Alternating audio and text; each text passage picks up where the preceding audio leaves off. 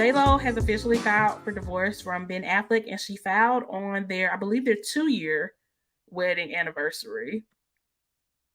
I think she was trying to send a message with that one.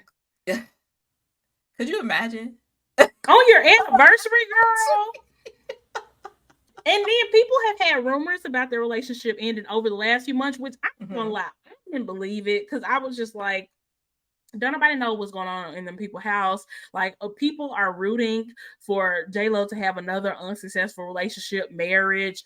I just thought it was all a part of the whole J-Lo hate train or whatever.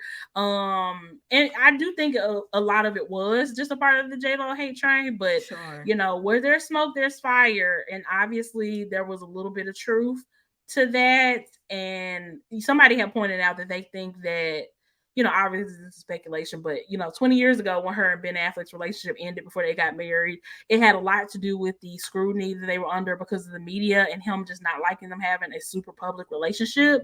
And people think that that is what happened again, that she just did not get the memo that he did not want to have a public relationship because, you know, she had that whole movie and documentary where she was showing love letters from him and just telling a lot of their business and stuff, and it doesn't feel like that went over very well, which is, you know, it's really sad. I feel bad for J-Lo. I'm not gonna lie. I have some sympathy for her for sure.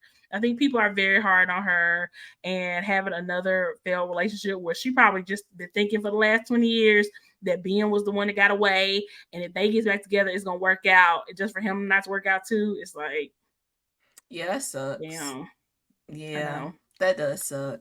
It sucks. But Ben, he's sober now too. Like he's kind of like pulling himself away from that limelight. So, and it doesn't seem like J-Lo is ready to let that part of her career go. So it wasn't gonna work. You got two people like that. It wasn't gonna work. Yeah, and I think it seems like, you know, Ben Affleck has always seemed like somebody who just wanted to have a relatively normal life, like as normal life as you can have. Like when he was with his ex-wife Jennifer Garner, they had a very private life and relationship. You never heard anything about them. You heard when they got married, you heard when they had kids, and you heard when they got divorced.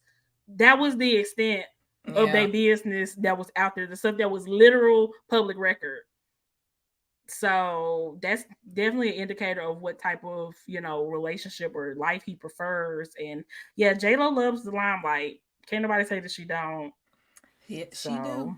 She definitely that's why I feel like Alex Rodriguez was a great person for her to be with, because I feel like he really liked the limelight too.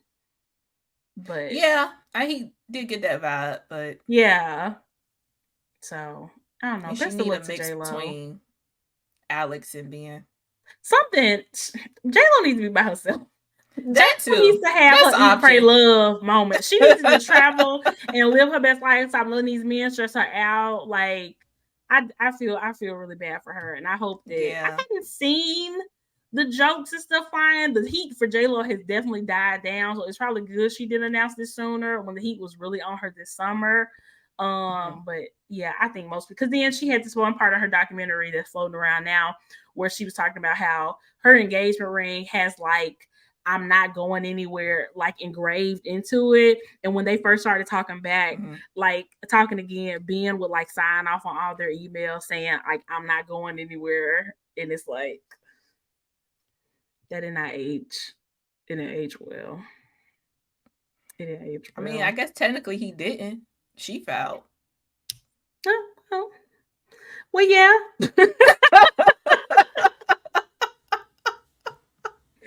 Yikes. Yeah. Oh man. I guess people have different needs, and she wants to share her love with the world. But if you have a partner who's not like that, I see a lot of people be like too, like, you're marrying J-Lo, you should have already known that. I'm sure they probably had conversations about it, and maybe you know, he said he would be okay with it, or she said she'll be okay with it. You know, somewhere with the you know, honeymoon phase, the communication got lost on that. But ultimately, something so drastic like that, like that's just not a difference of opinion. Like that's different people. It lacks compatibility. Yeah. Yeah, you can't go through with that.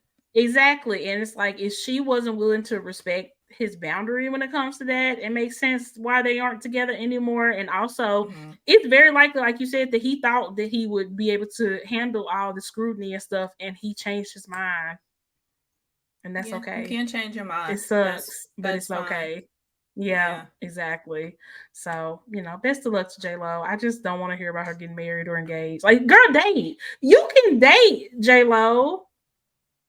She's a hopeless romantic. She is, but that don't mean you got to marry everybody that you date, though. Like, I would just, yeah, she should just date.